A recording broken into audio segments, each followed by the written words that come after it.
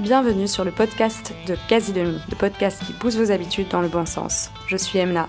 Et je suis Alain. Ensemble, nous avons créé le site Quasi-Demi afin de vous permettre de faire vos courses les yeux fermés. Et aujourd'hui, c'est à travers ce podcast que nous souhaitons vous guider vers un mode de vie plus sain, grâce à l'interview de véritables experts dans tous les domaines. Alors branchez vos écouteurs et bonne écoute. Bonjour, c'est Alain. Aujourd'hui, pour ce dernier épisode de la saison, j'ai le plaisir d'accueillir Maëva Courtois. Alors Maëva, c'est la cofondatrice de la banque Helios. Et j'imagine déjà, vous allez me dire, une banque sur le podcast de Quasi-Demi, quel est le rapport ? Alors c'est pas une banque tout à fait comme les autres. Elle entend dépolluer et renverser la tendance de l'industrie bancaire en finançant un monde plus juste et plus respectueux de l'environnement. J'ai beaucoup d'interrogations à ce sujet, alors je vous garantis un épisode particulièrement intéressant. Bonjour Maëva. Bonjour Alain. Maëva Courtois, qui est la cofondatrice de Helios. Alors Helios, c'est une néobanque française qui a un financement 100% durable qui a été créé en 2021. Bienvenue sur le podcast. Je suis vachement content de te recevoir aujourd'hui parce que les néobanques durables, c'est un sujet qui me parle beaucoup. Moi, je me suis pas mal intéressé au sujet à une certaine époque. Je travaillais dans un fonds d'investissement à impact dans une autre vie avant de lancer Quasi-Demi. Donc, très, très content de discuter de ce sujet avec toi et je pense que nos auditeurs connaissent pas encore bien ce sujet. C'est un sujet qui mérite d'être mieux connu. Donc, très impatient de le creuser aujourd'hui ensemble. Ce que je te propose peut-être pour commencer, Maëva, c'est est-ce que tu peux te présenter ? Oui, tout à fait. Déjà, merci pour l'invitation. Donc moi, je suis Maëva Courtois, je suis la fondatrice effectivement d'Helios. Avant de monter Helios, je travaillais en finance de marché. Au départ, j'ai un background d'ingénieur en mathématiques et puis j'ai commencé ma carrière en banque d'investissement où je m'occupais de la partie quantitative du trading. Et ensuite, je suis passée en fonds d'investissement dans un fonds d'investissement français et qui m'a proposé à l'époque de monter sa stratégie ESG. Donc, ESG, c'est environnement, social et gouvernance. Et donc, c'est intégrer tout ce qui est critères environnementaux et sociaux dans les décisions d'investissement. Et peut-être pour comprendre, ils t'ont choisi toi à ce moment-là parce que tu avais déjà un peu une appétence pour le sujet ou ça t'est un peu tombé dessus et tu t'es dit bon, pourquoi pas et c'est au travers de ça que tu t'es ouverte à tous ces sujets. Un peu des deux, c'est-à-dire que avec ma formation et mon expérience très quantitative, on s'est dit que c'était quelque chose de positif de pouvoir en fait apporter un œil aussi chiffré dans cette intégration de nouveaux critères et donc d'avoir aussi un focus quand même qui puisse être suivi à travers le temps, pouvoir mettre des indicateurs clés pour suivre est-ce que du coup il y a effectivement un impact environnemental, donc ça va passer par le calcul de l'empreinte carbone et donc pouvoir aussi effectivement faire le calcul de l'empreinte carbone d'un portefeuille, etc. Et ça a été une proposition aussi plus, je pense, parce que je suis quelqu'un qui aime bien monter des projets du début. Donc, on s'est dit que c'était une bonne solution de passer par moi, mais j'étais sensibilisée évidemment au réchauffement climatique, mais j'avais pas autant en tête tous les enjeux que je peux avoir en tête aujourd'hui. Donc, ça a été finalement une grosse révélation aussi de mon côté. Et donc ça, on est combien de temps avant le lancement de Helios ? Alors là, on est à peu près 2 ans avant le lancement d'Helios. C'est l'époque où en fait, la finance commence un peu à se transformer parce que il y a quelques réglementations qui entrent en vigueur, en particulier la loi Pacte, qui oblige en fait les gros financeurs, donc tout ce qui est institutionnel, assureurs qui détiennent souvent l'argent des particuliers, à intégrer les critères ESG. Et donc, en fait, les assureurs passent par des fonds d'investissement. Et donc, toutes les banques, tous les fonds d'investissement se disent, bon, il faut qu'on commence à intégrer un petit peu tout ce qui est ESG et on part from scratch. Et donc, moi, j'ai surtout vécu le début de l'emballement.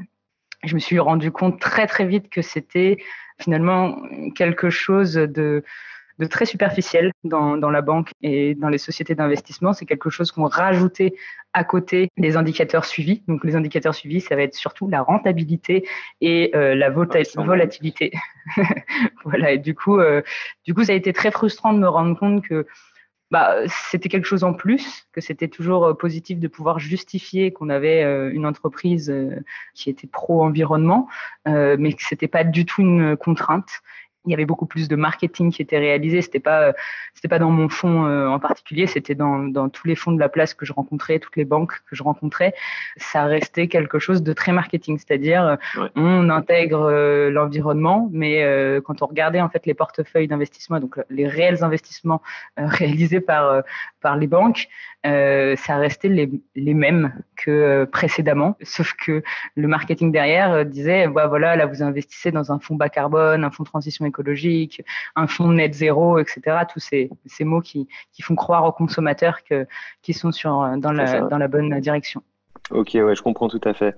Et alors à ce moment-là, c'est toi qui viens avec l'idée de lancer un projet de néobanque, ou parce que tu as une associée, je pense, qui s'appelle Julie, c'est ça?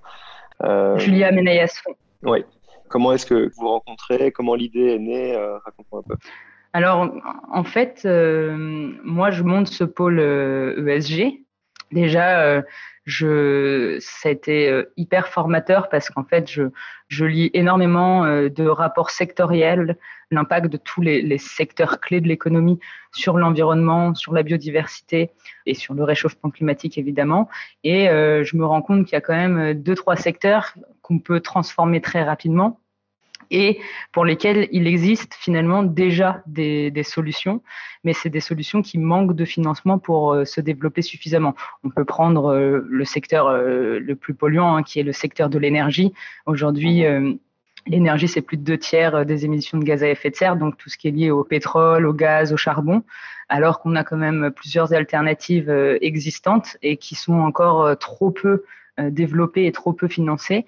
Et ma frustration, en fait, elle arrive au moment où je rencontre beaucoup d'entreprises qui étaient en recherche de financement, où je rencontre beaucoup de sociétés qui sont porteuses de projets super innovants. J'avais rencontré des gens qui lançaient du ciment écologique. Alors, je ne vais pas rentrer dans le détail, mais ça s'appelle Hoffman Green. J'avais rencontré Carbios, qu'on a d'ailleurs participé à financer avec Helios, qui a créé en fait un procédé qui permet de recycler à l'infini le plastique à usage unique. Donc tout ce qui est bouteilles en plastique, le PET. Et donc je rencontre toutes ces entreprises qui sont super innovantes et qui recherchent des financements et qui me disent on a quand même de la difficulté à aller trouver des financements pour se développer et finalement devenir des solutions industrielles et réellement proposer une alternative. De façon vraiment mondiale, pas une alternative qui se développe pas suffisamment rapidement pour être industrialisée. Et de l'autre côté, je rencontre toutes les grosses entreprises qu'on connaît du CAC 40 qui ont un discours finalement très lent. Il y en a beaucoup qui me disent on sait qu'on doit faire quelque chose, mais on va attendre plutôt 2030 pour réellement développer des alternatives. Je prends l'exemple, j'avais rencontré Airbus, et Airbus qui me dit oui, on sait que l'hydrogène peut être une solution pour plus tard, mais pour l'instant, on ne met pas encore beaucoup de budget dessus, parce que au niveau réglementaire, on n'est pas forcé, et puis en fait, il n'y a pas beaucoup de concurrence non plus, donc c'est assez frustrant de voir ça. Et j'en parle à Julia, donc Julia que je connaissais depuis une dizaine d'années à peu près. Et j'en parle à Julia qui, elle, était en venture capital, donc fonds d'investissement, mais qui investit dans les startups. Et je lui dis, c'est fou, il y a quand même, si tu lis le rapport du GIEC, on sait qu'il y a plusieurs zones dans le monde qui ne seront plus habitables. Il va y avoir énormément de sécheresse, mais pas que. Je me souviens de lui avoir raconté une anecdote sur le fait que certaines zones ne seront plus vivables parce qu'il y a un taux d'humidité qui sera trop élevé et donc que les espèces vivantes ne pourront plus, ne peuvent pas vivre dans ce type de zone. Bon, bref, je lui fais le récap de toutes mes lectures et elle me regarde, elle me dit mais et on fait quoi du coup? Elle me dit tu viens de me plomber ma soirée et mes prochaines semaines. Et juste du coup, on va pas rester comme ça, à rien faire, continuer à travailler en finance et ne pas agir. Et donc du coup, on regarde un peu les solutions qui existent sur le marché pour pouvoir effectivement mettre son argent au service de la transition écologique. Parce qu'on est persuadé chez Helios que le point de départ dans l'économie pour permettre d'accélérer la transition écologique, c'est quand même l'argent, parce que l'argent, c'est le nerf de la guerre, c'est le point de départ pour permettre à des solutions innovantes de se développer, de grandir et à la fin de proposer des alternatives au client final. Sans argent, il n'y a pas d'alternative qui se crée et il n'y a pas du coup d'alternative de consommation pour le consommateur. On peut transformer nos façons de consommer évidemment, mais c'est plus compliqué de le faire à échelle globale. Et peut-être juste pour comprendre un peu la façon dont tu vois le marché du financement à ce moment-là, parce que mon impression, et j'imagine que vous avez une connaissance bien plus élevée du marché, mais mon impression, c'est qu'il y a quand même toute une série de fonds d'investissement qui ont envie, notamment dans le marché du VC, de financer des choses vertueuses. Il y a aussi du mécénat. Je pense à certains fonds d'investissement qui vont particulièrement regarder ce genre de critères parce qu'ils veulent faire la différence. Il y a aussi des projets, parce que ça c'est une première chose, et la deuxième c'est si le projet est en soi rentable, a priori l'argent, j'ai l'impression il le trouve. Je vois certaines boîtes comme Back Market qui te permet d'acheter des trucs reconditionnés, qui lèvent 500 millions d'euros. Il y a de l'argent pour les boîtes qui arrivent à scaler. C'est quoi le problème du coup? Est-ce que il existe des fonds, mais en fait comme tu dis, c'est trop du marketing, mais derrière, ça les intéresse pas tant que ça? Est-ce que c'est parce que ces boîtes sont pas vraiment rentables, elles ont plus de défis et donc elles font peur et donc elles ont besoin d'un petit coup de pouce supplémentaire pour faire leurs preuves? C'est quoi le problème? Ou est-ce que tu dis simplement oui, il y a des fonds, mais ils sont largement insuffisants, il en faut beaucoup plus? Alors, je pense qu'il y a déjà, il y a eu deux moments, enfin même plusieurs, mais on va dire qu'on va les diviser en deux temps dans les moments de boîte à impact. Je pense que avant les années 2010, déjà, c'était complètement inconnu. Après, on a quand même une croissance des entreprises qui se lancent dans le renouvelable. Il y a eu quand même beaucoup de financements qui ont été réalisés à ce moment-là, puis il y a eu un peu un crash du renouvelable quelques années plus tard.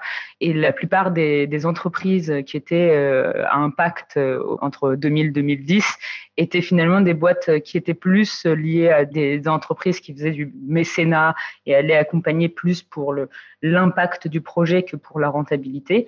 Et depuis quelques années, on a l'économie qui se transforme complètement et qui est en train de développer, un peu comme au moment de la révolution industrielle, est en train de révolutionner nos industries pour se passer déjà des énergies fossiles et développer des solutions et des entreprises qui soient cohérentes avec le réchauffement climatique. Donc là, il y a une réelle tendance aussi là pour l'investisseur. C'est sur du long terme, les grands gagnants seront les entreprises qui feront partie du monde de demain.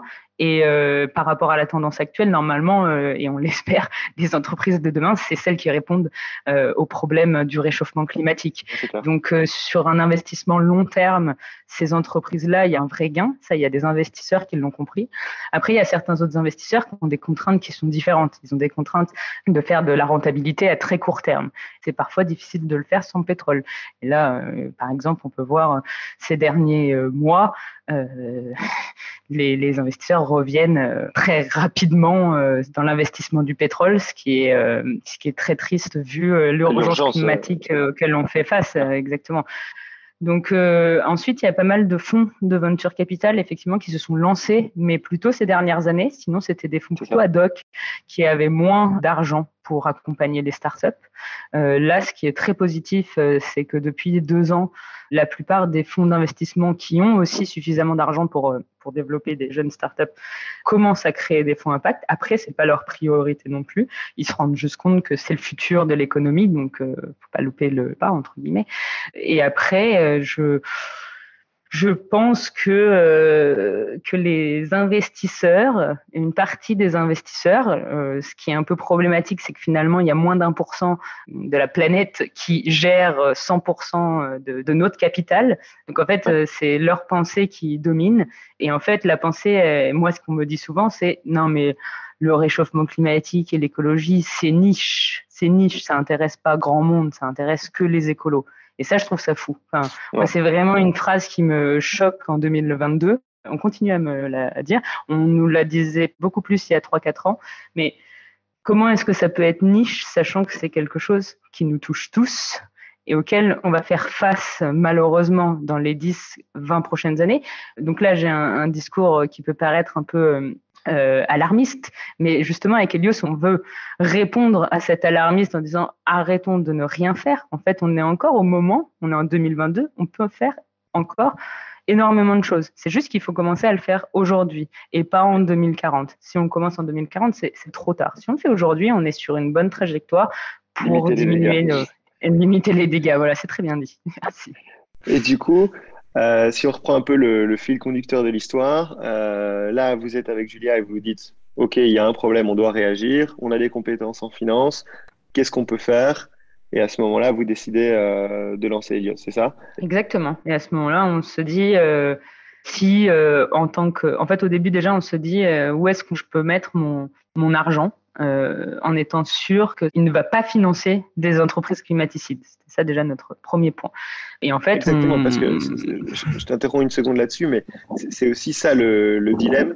Et si je reviens à ma question de tout à l'heure, c'est dire en fait, finalement, il est possible de croire que des entreprises qui sont performantes économiquement et qui sont vertueuses vont parvenir à atteindre du capital. Et donc, j'avais donné un exemple, voilà, Back Market qui lève 500 millions, tant mieux pour eux, ils vont avoir un super développement grâce à ça. Et a priori, on préfère que les gens achètent de la seconde main.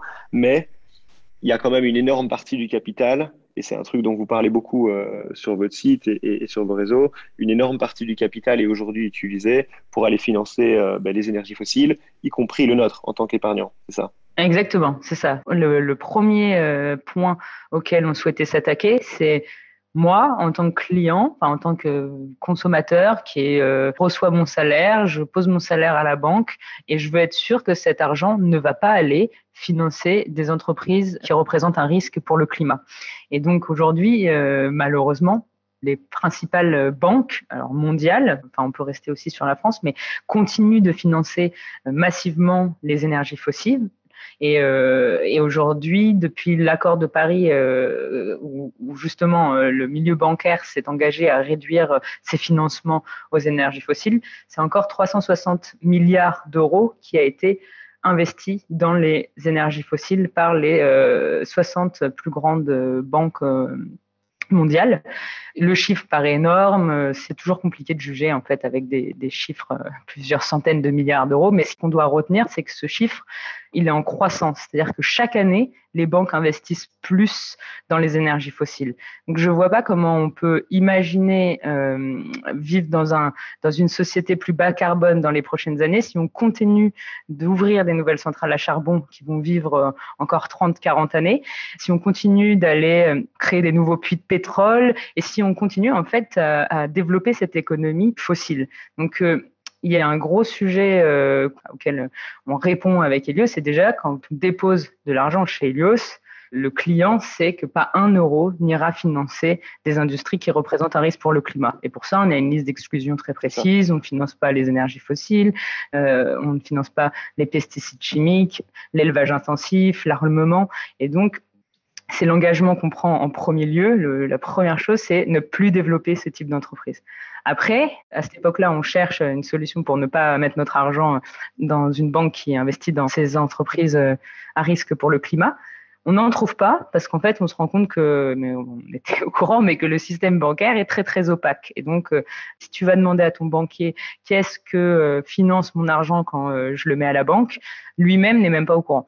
C'est un milieu qui est aujourd'hui très opaque et qu'il faut rendre plus transparent pour que le consommateur puisse se faire sa propre idée aussi à ce sujet-là. Exact. Le deuxième point, évidemment, c'est il y a de l'argent sur le marché. Maintenant, il faut le diriger vers les bonnes industries. Et donc, on a fait un gros travail sur les secteurs qui sont nécessaires à développer dans les prochaines années pour justement répondre aux enjeux de réchauffement climatique. On va financer par exemple tout ce qui est agriculture durable, tous les projets qui sont liés à la mobilité bas carbone, les énergies renouvelables, l'assainissement de l'eau, s'occuper du recyclage. Et une question que j'ai aussi, c'est de comprendre en fait quelle est la vision, et après on peut parler du vrai fonctionnement en tant qu'utilisateur de Helios parce que c'est intéressant de comprendre aussi, mais ici maintenant la vision que vous avez pour le projet, c'est de dire, admettons que, et c'est ce que je vous souhaite, vous terrassez le marché et il n'existe plus que des banques comme vous. ça veut dire quoi pour une entreprise qui a besoin de se financer et qui fonctionne avec de l'énergie fossile? Est-ce que ça veut dire qu'elle a plus accès aux capitaux? Est-ce que c'est du coup quoi, ils font faillite tous? Comment ça fonctionne? Comment vous percevez en fait le endgame en fait de ça si on le pousse à l'extrême? À quoi ça ressemble? Première question. Et deuxième question, du coup, c'est tant qu'on n'est pas à ce endgame, est-ce que du coup ces sociétés vont pas toujours trouver quelqu'un pour leur donner de l'argent? Ou est-ce que ils vont trouver mais à un prix de plus en plus cher et du coup ça va équilibrer le marché? Comment vous voyez les choses évoluer et comment est-ce que ça a un réel impact à la fin de la journée? Alors, nous, notre vision, c'est d'ouvrir la voie au changement dans l'industrie bancaire, donc de montrer que c'est possible d'avoir une banque qui est dédiée au financement de la transition écologique et c'est possible d'avoir une banque qui prend des engagements forts dans ses engagements pour la planète. Notre but, du coup, c'est de faire connaître ce sujet-là aux consommateurs, que les gens se disent « Ah, mais c'est vrai que quand je mets mon argent à la banque, il est utilisé par la banque pour en faire des prêts. » Et du coup, j'aimerais comprendre à quel type d'entreprise ces prêts sont faits, à quel type de système je participe et donc quel monde je participe à développer dans les prochaines années. Voilà, c'est un gros sujet de faire connaître que la banque peut être écologique, qui paraît au début assez antinomique. Après, pour les sociétés, évidemment que ça se fait de façon progressive. Donc, c'est-à-dire que les capitaux ne vont pas se couper comme ça du jour au lendemain. C'est d'ailleurs souvent ce qui est répondu par les banques traditionnelles. Ce type de sociétés vont continuer à trouver des financements en Asie, aux États-Unis, etc. Et je pense que c'est une réalité. Sauf qu'on est sur un marché capitaliste d'offres et de demandes. Et donc, si quand je recherche de l'argent, il y a de moins en moins de gens, de moins en moins de banques qui veulent me prêter, et bien du coup, le ton taux, accès au capital va se détériorer, quoi. Exactement, mon accès au capital va se détériorer et du coup, ça va me coûter de plus en plus cher de lever de l'argent. Donc en bourse, je vais perdre de l'intérêt, les investisseurs vont perdre l'intérêt pour moi. Donc finalement, c'est un message fort en fait en tant qu'investisseur ou en tant qu'actionnaire, c'est de dire nous ce qu'on veut, c'est que vous changiez votre business model, que vous vous transformiez. C'est-à-dire que si je suis actionnaire d'une société pétrolière en tant que banquier par exemple, le but est de lui dire si vous ne vous transformez pas vers un modèle plus vertueux, donc développer plus d'énergie bas carbone et changer votre modèle de développement, eh bien, nous ne vous financerons plus. Donc, il y a un vrai enjeu.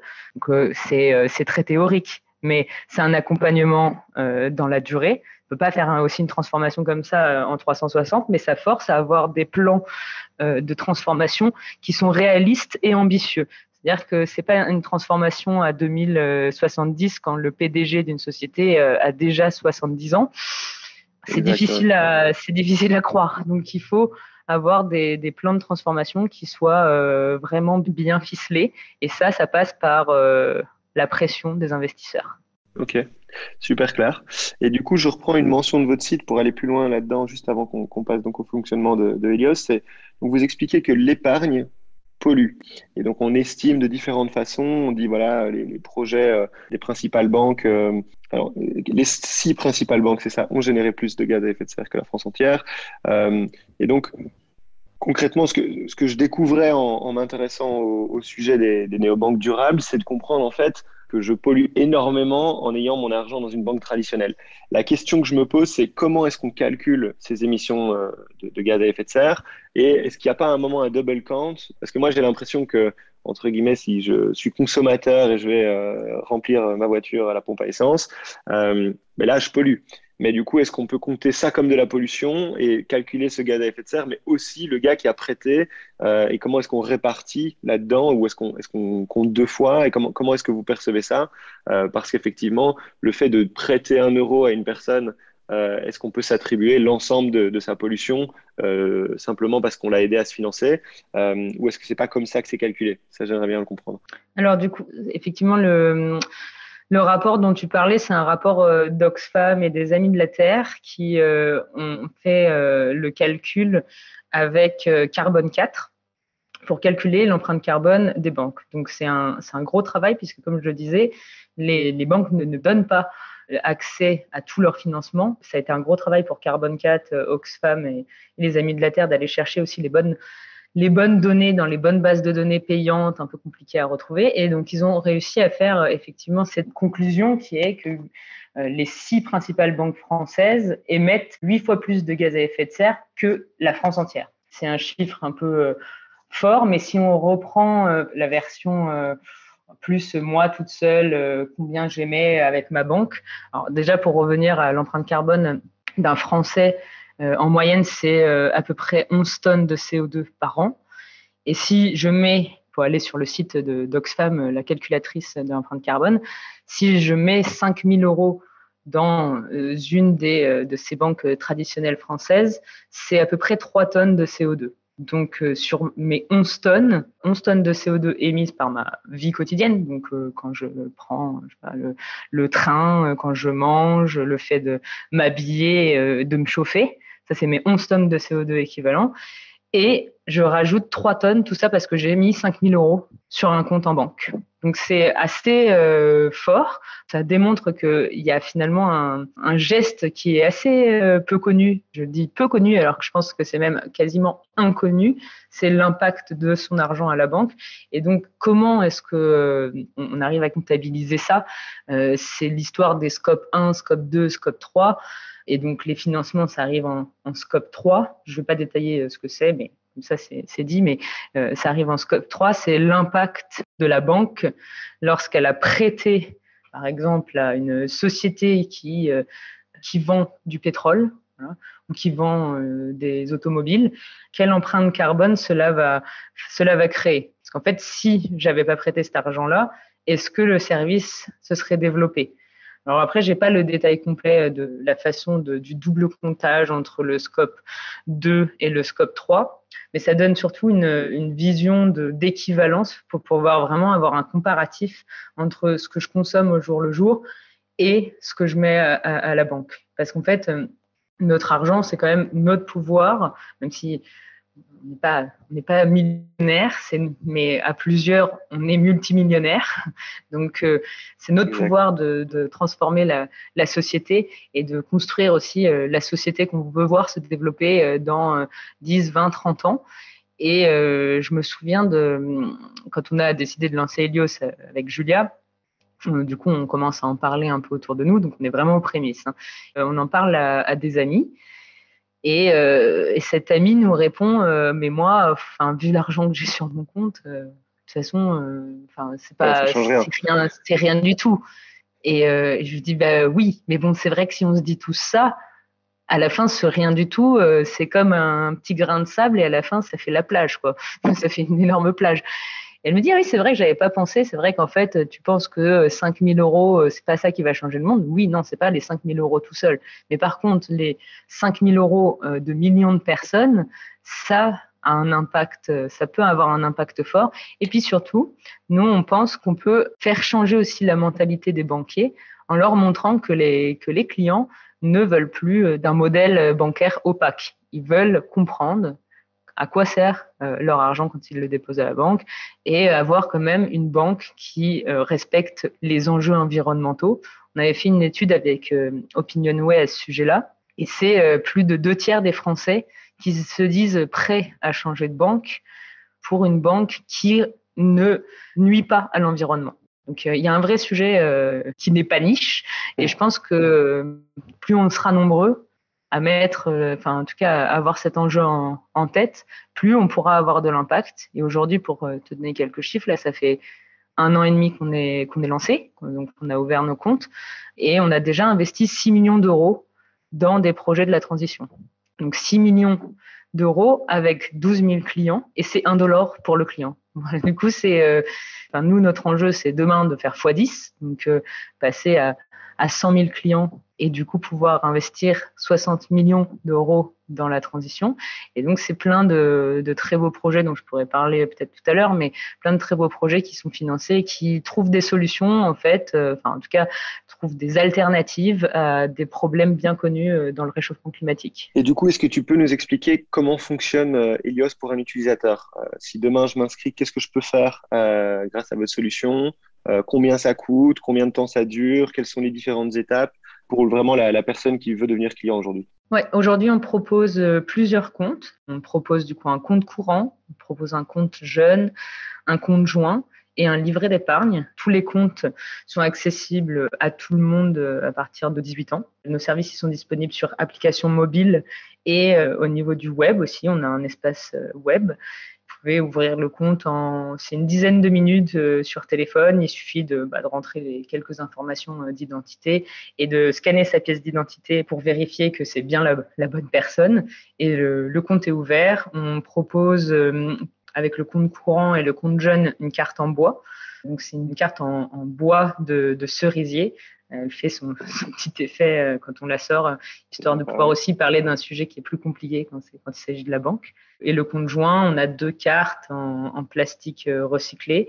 Donc le premier prix, c'est 3 € pour le compte jeune, 6 € pour le compte courant et 3 € par personne pour le compte joint.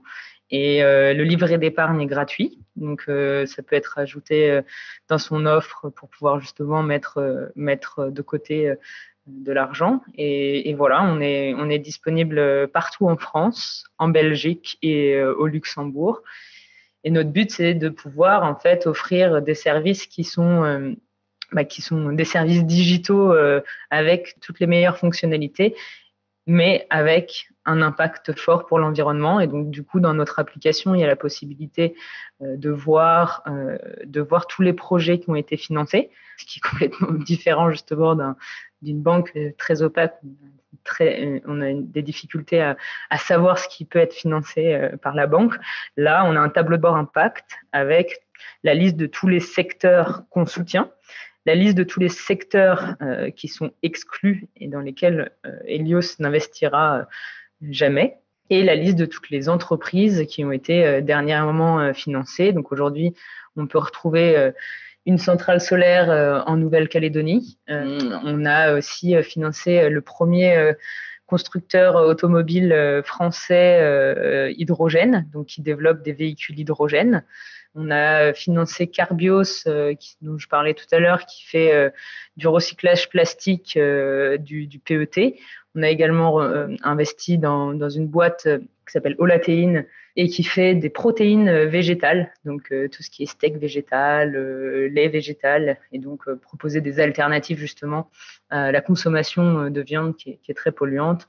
Voilà, il y en a encore d'autres. On a fait le métro, la rénovation du métro à Marseille, une station d'épuration à Montpellier. Il y a des projets qui sont vraiment en lien en fait avec les secteurs qui doivent se transformer si on veut avoir une société plus durable après, mais qui propose du coup des solutions. C'est des beaux projets à soutenir. Et pour comprendre, donc vous prenez une participation dans ces entreprises ou vous leur prêtez de l'argent? On prête de l'argent, c'est via des obligations. Ok. Et par contre, donc ça c'est une partie du service bancaire, c'est d'avoir accès justement à une carte bancaire, un compte bancaire, éventuellement un livret d'épargne. Une autre partie, c'est tout ce qui est l'accès au crédit, aux assurances aussi pour certaines. Tout ça, c'est un volet qui ne fait pas partie aujourd'hui de vos services, si je comprends bien. Est-ce qu'il a pour vocation d'un jour peut-être l'être, ou est-ce que tu dis non, ça c'est un peu hors scope, c'est pas pour nous? Non, notre but, c'est vraiment de pouvoir proposer une alternative complète à une banque de détail. Donc, on veut qu'Helios, ça puisse devenir la banque du quotidien avec qui on réalise tous les projets. Aujourd'hui, effectivement, nous, on a vu nos développements de produits un peu comme la pyramide de Maslow des besoins. Le premier besoin qu'on a, c'est pouvoir payer et avoir accès à son argent. Exact. Donc, avec du compte courant, du compte joint, du compte jeune. Le deuxième besoin, c'est de pouvoir épargner, mettre son argent sur un autre compte et pouvoir y avoir accès de façon instantanée et sans prise de risque, donc pas de perte en capital. Troisième besoin auquel on va répondre l'année prochaine, début 2023, c'est proposer du financement. Donc, participer du financement dans le sens investir. Donc, proposer aux clients de l'investissement, une solution d'investissement. Donc là, pouvoir investir en direct dans des entreprises et donc profiter de la rentabilité de ces entreprises aussi à long terme. Et puis, le dernier besoin pour le client, c'est de se financer. Donc, effectivement, proposer du prêt, donc que ce soit du prêt pour des projets type rénovation thermique, achat d'un nouveau vélo, par exemple. Et le dernier, c'est prêt immobilier. À partir de 2023, on proposera une solution d'investissement. Et ensuite, plutôt 2024-2025, on travaillera sur l'idée de proposer des prêts à nos clients. Ok, non, super intéressant. Et alors, c'est intéressant que tu dises la possibilité d'investir parce que donc, si je mets mon argent chez vous, ce que je retiens de tout ce qu'on s'est déjà dit là jusque maintenant, c'est que mon argent va être utilisé pour financer les entreprises. Or, là, tu me dis, mais en fait, tu peux aussi prendre cet argent et l'investir toi-même. Qu'est-ce que ça change en fait? Quand j'investis l'argent moi-même, ça veut dire qu'il n'est plus sur mon compte, vous n'y avez plus accès et je l'investis dans les mêmes projets, mais quelque part en direct et je prends plus de risques et donc rémunération variable. C'est ça ou je comprends mal? Alors, c'est pas directement ton argent qui est utilisé par la banque. Ce qui se passe, mais sans rentrer dans le détail, si tu mets ton argent dans ta banque, en gros, la banque, ça va lui permettre de faire de la création monétaire et en partie aussi investir une partie et du coup en faire des financements. C'est des financements, donc des prêts à des particuliers, à des États, à des entreprises. Mais du coup, ça, c'est vraiment si tu ouvres le capot de la banque, quoi. Tu t'en rends pas compte. Toi, si tu as 1 000 euros sur un compte, tu as 1 000 euros sur ton compte, c'est ton argent. Mais derrière la banque, cet argent n'est pas dans un coffre. Il est utilisé par la banque de façon à ce que ce ne soit pas juste là en ligne à ne pas bouger, quoi. Et donc, la différence avec une solution d'investissement, c'est, je ne sais pas si tu connais par exemple l'assurance vie, enfin si évidemment, mais Ouais. assurance vie ou PEA, c'est d'investir en direct dans des entreprises. Et donc là, c'est toi qui prends une participation dans une boîte. Donc, c'est-à-dire que si la boîte, elle fait x3, donc, eh bien, tu fais x3 sur ton action. Si la boîte, elle perd un peu d'argent, bah, c'est toi qui perds un peu d'argent. Donc là, c'est vraiment une participation directe. Alors que quand tu mets de l'argent sur un livret d'épargne ou un compte courant, en fait, il n'y a aucun risque. Il n'y a aucun risque de perdre en capital. L'argent est toujours disponible sur le compte. Tu as mentionné que la solution est payante, coûte entre 3 et 6 euros. Comment est-ce que ça se compare vis-à-vis d'une banque traditionnelle? Mon réflexe, c'est de me dire, tiens, c'est plus cher. Après, je sais aussi que les banques ont parfois tendance à avoir des pricing un peu opaques avec des frais de dossier à droite à gauche qui font que peut-être que c'est pas tellement plus cher, je sais pas. Mais donc voilà, est-ce que c'est plus cher? Si oui, comment est-ce que tu perçois ça? Et est-ce que c'est pas finalement une barrière? Pourquoi vous avez besoin d'être plus cher que les autres, etc. En fait, aujourd'hui, nous, on a décidé d'avoir un pricing très transparent. Donc, dans les 6 euros, tout est compris. Il n'y a pas d'agio, il n'y a pas de frais cachés. Tout est compris dans l'offre des 6 euros. Il y a plusieurs études sur les dépenses moyennes des Français dans la banque via un compte courant. C'est environ 150 euros. Nous, les 6 euros par mois, ça fait 72 euros à la fin de l'année. C'est moitié moins que la moyenne des dépenses annuelles des Français dans la banque. En fait, ça s'explique souvent par des frais qui sont des frais supplémentaires qui vont être ajoutés par les banques, pour pas dire frais cachés. Il y a beaucoup d'agios qui font gonfler le prix du service. Et de manière générale, en fait, dans une banque classique, une carte premier prix, c'est souvent autour de 6,50 euros, 7 euros. Donc, on est plutôt moins cher qu'une banque traditionnelle. Et après, face à des néobanques, banques en ligne qui ont pendant des années proposé des services gratuits, c'est sûr qu'on n'est pas gratuit. Et ça, c'est un vrai enjeu aussi de notre côté d'avoir un service qui est payant parce qu'en fait, proposer des comptes bancaires, ça nécessite du coup de l'argent de notre côté. On doit délivrer la meilleure qualité de service. Du coup, derrière, il y a des gens qui répondent. Donc, on a des conseillers qui sont disponibles par téléphone et par courrier électronique, donc par chat plutôt, par message. Et oui, il y a évidemment tous les développeurs qui font en sorte que l'application elle continue à s'améliorer, à proposer tous les services qui sont demandés, parce que les clients veulent toujours mieux et c'est bien, ça nous challenge.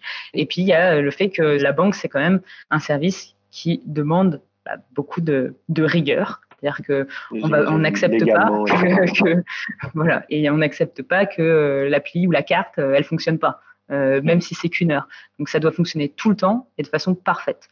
Et donc, ça, évidemment, ça Ça aussi, ça a un coût pour que ça fonctionne.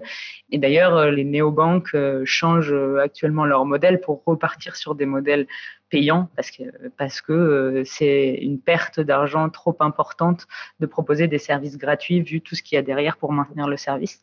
Donc, on a essayé d'avoir un prix qui soit moins élevé que le prix du marché d'une banque traditionnelle pour avoir tous ces services-là. Donc, avec 6 euros, je peux avoir, avec 6 euros par mois, je peux avoir mon compte courant, mon compte joint et mon livret d'épargne au même endroit. Parce qu'on offre le compte joint si on ouvre un compte courant en même temps et que notre compagnon ou compagne ouvre également un compte courant. Donc en fait, on est plutôt compétitif sur les prix. Et le but, c'est de pouvoir être accessible à tout le monde. Et c'est pour ça aussi qu'on a décidé de proposer un compte jeune à 3 euros. Parce qu'on s'est rendu compte que pour le coup, pour des populations qui ont moins de revenus, c'est important d'aligner, et de réduire aussi les coûts et de permettre d'avoir un service qui est accessible. Je te suis tout à fait. Et peut-être l'autre point qui pourrait faire peur, c'est de se dire, OK, c'est une petite entreprise, je mets mes sous sur leur compte. Qu'est-ce qui se passe si malheureusement la société va pas bien? On entend parfois des startups qui se cassent la figure. Est-ce qu'il y a une garantie, des assurances, des choses qui permettent de rassurer le client vis-à-vis de ça, ou est-ce que c'est un risque à prendre? Parce que je peux imaginer que voilà, si j'ai un petit peu d'épargne, ça peut faire peur de le mettre dans les bras d'une startup qui a 2 ans d'existence. C'est une bonne question, mais heureusement que non, il n'y a aucun risque. Enfin, en tout cas, il n'y a pas plus de risque à venir chez Helios que dans une banque traditionnelle.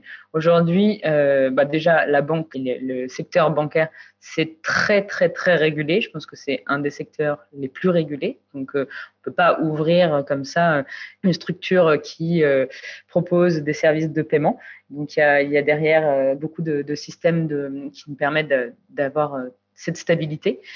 Et de la même manière que les banques traditionnelles, les fonds qui nous sont confiés par les clients sont protégés à hauteur de 100 000 euros par client, par le dispositif en fait national de garantie des dépôts. Donc ça, c'est quelque chose qui existe dans toutes les banques. Et donc, jusqu'à 100 000 euros, les dépôts sont protégés. OK.